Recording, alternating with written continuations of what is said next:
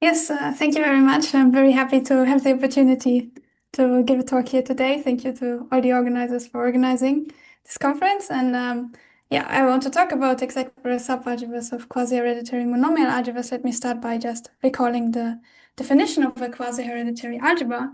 So throughout, I have some finite dimensional algebra over an algebraically closed field. And when I say modules, I mean finite dimensional left modules over this algebra.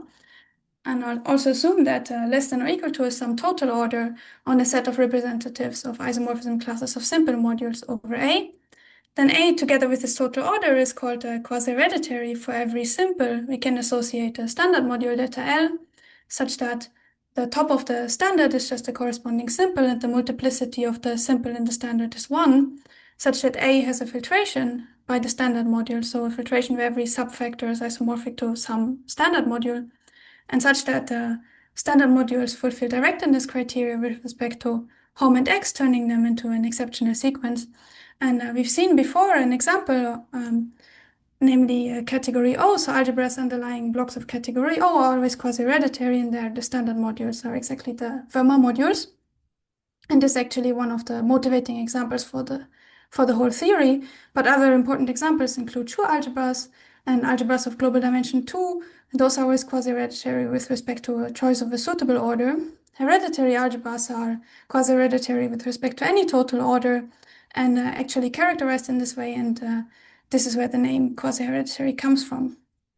Now, exact Borel subalgebras were defined by König in analogy to Borel subalgebras of Lie algebras. And an exact Borel subalgebra of a quasi-hereditary algebra, some subalgebras such that there is a bijection between the simple modules of A and B, so that simples induce to standards, and so that B is directed with respect to the partial order which comes from, the total order which comes from the total order on the simples of A, and so that the induction functor is exact. And this reminds us of the definition of Borel subalgebras of Lie algebras, which also have some directedness. And in category O, Fermat modules are induced by one-dimensional modules over the enveloping algebra of the Borel subalgebra. So this is where this first criterion comes from. And an important property for exact Borel subalgebras that is often studied is regularity, and an exact Borel subalgebra is called regular if the induction functor induces isomorphisms on X groups between the simples over B and the standards over A for all n greater than or equal to 1. Let me give you a short overview on the main results on exact Borel subalgebras. So in contrast to the situation for Lie algebras, they unfortunately don't exist in general, and even if they do exist, there may be multiple ones which are not even isomorphic as algebras. So this looks pretty bad, but on the other hand, there's a very nice general existence result up to Morita equivalence due to König, Kilsheim, and Ovsienko, which states that every quasi-hereditary algebra is Morita equivalent to some quasi-hereditary algebra, which admits a basic regular exact Borel subalgebra. And for this basic regular exact Borel subalgebra, we also have good uniqueness criteria. So it's unique up to conjugation, and the pair of the Morita representative and the basic regular exact Borel subalgebra is unique up to isomorphism. Despite this very nice general existence result, and despite the fact that the proof of it is in a sense constructive, it's very difficult to actually calculate those in practice because they involve calculating an infinity algebra structure. Namely, we've also seen this before in Katharina Stroppel's talk, exactly this X infinity algebra structure on X delta delta. Yeah, and that's in general absolutely non-trivial to compute. So it's very exciting to see that for category O, it's about to be computed, and then it will actually be possible to calculate the regular exact Borel subalgebra and corresponding Morita representative, and hopefully also the embedding. Yeah, but in general, it's very difficult for category O. Has been known for a long time, and this was, I think, one of the motivations for defining exact Borel subalgebras, that one always has exact Borel subalgebras for the underlying algebras, but they're in general not regular. Yeah, and then there are some other classes of quasi-hereditary algebras where one knows about regular exact Borel subalgebras, but there's not so many examples. This is mainly what I want to say on this slide, and this motivated me to look at a class of algebras which are particularly easy to investigate, and that is monomial algebra. So when I say monomial algebra, I mean some quotient of a path algebra of a quiver by an ideal generated by paths of length at least 2. And from now on, I'll assume that A is such an algebra, and also that the that the vertices of the quiver are numbered 1 up to n, so that the natural order on 1 up to n corresponds to the total order that we saw before in the simples, since the simples are in bijection with the vertices of the quiver. And quasi-hereditary monomial algebra is actually quite well understood. A result by Green and Schroll says that such a monomial algebra is quasi-hereditary if and only if the ideal can be generated by paths such that the maximal vertex of the path is not an inner vertex. Let me give you an example of this. So if we look at this quiver here, for example, then we can take the ideal generated by alpha beta, and this will turn A into a quasi-hereditary algebra because the path alpha beta, it starts at 2, goes to 1, then to 2. So the maximal vertex of the path is 2, and that's not an inner vertex. It appears at the start and at the end, but nowhere in the middle.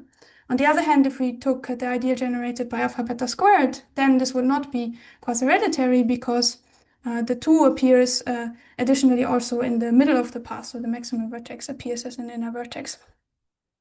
The main result I want to present today is that quasi-hereditary monomial algebras actually always have an exact Borel subalgebra, and one can describe it quite easily. One can just take the span of all the paths as a vector space such that the maximum of the path is the final vertex of the path.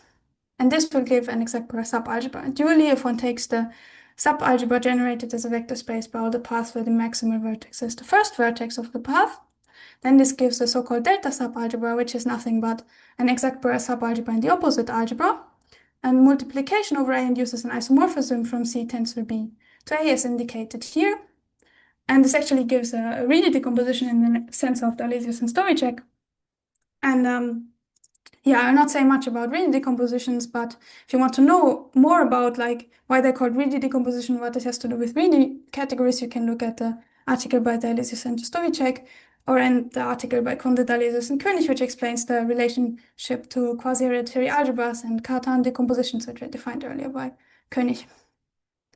Yeah, B is also the unique exact Borel subalgebra of A, which has a basis given by paths. So there may be other ones, but then they don't have basis given by paths. And it is possible to give some criterion for regularity in terms of paths. It's a bit complicated, but it's absolutely combinatorial. It just has to do with paths and which vertices it passes through, and can be also checked reasonably easily in examples. So in the example we saw before, it's easy to see that B is just spanned by the trivial path in alpha, and C is spanned by the trivial path in beta, and we have this isomorphism. And this is to illustrate that B and C are actually really easy to compute. If you know your monomial algebra in terms of paths and the monomial ideal, then it's really easy to write down what B and C are. Let me conclude with some more abstract example for how one can use this result. So, for example, if one takes the tensor algebra of a species of quasi-hereditary algebras, and by that I mean one takes some quiver, and to every vertex one associates a quasi-hereditary algebra, to every arrow one associates a bimodule, then if the bimodule is projective as a right and left module, the tensor algebra will also be quasi-hereditary. And if in addition all of the algebras AI have an exact Borel subalgebra and the bimodules are projective as bimodules, this is a rather strong criterion, but if one just assumes that projective as left and right bimodules is not enough, then one can actually use the exact Borel subalgebra of the quiver of the path algebra of the quiver that we've described before in order to construct an exact Borel subalgebra for the tensor algebra in terms of a tensor algebra. Yeah, that's everything I wanted to say. Thank you so much for your attention.